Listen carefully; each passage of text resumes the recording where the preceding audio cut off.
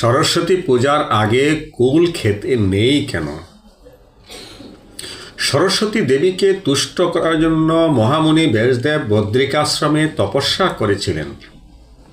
তপস্যা শুরুর আগে তার তপস্যা স্থলের কাছে একটা কুল রেখে দেবী শর্ত দেন, এই কুল বীজ অঙ্কুরিত হয়ে চারা হয়ে সেই চারা বড় হয়ে নতুন কুল হবে।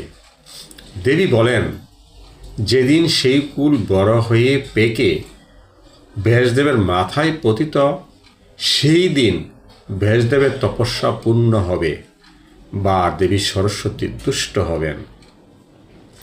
ব্যাসদেব সেই সত্য মেনে তপস্যা শুরু করলেন এবং ধীরে ধীরে সেই কুল বীজ অঙ্কুরিত হয়ে চারা বের হয়ে সেই চারা বড় হয়ে নতুন কুল হয় এবং একদিন তা পেকে ব্যাসদেবের মাথায় পতিত হয়।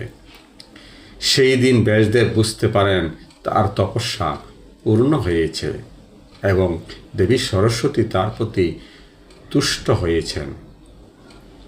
সেই দিনটি ছিল পঞ্চমী। সেই দিন বেদমাতা সরস্বতীকে বদ্রী বা কুল ফল নিবেদন করে অর্চনা করে ব্রহ্মসূত্র রচনা আরম্ভ করেন। শ্রী পঞ্চমীর দিন দেবী সরস্বতী তুষ্ট হয়েছিলেন, তাই সেদিন এর আগে কুল খেতে নেই। শ্রী পঞ্চমীর দিন দেবী কুল নিবেদন করে কুল খেতে হয়।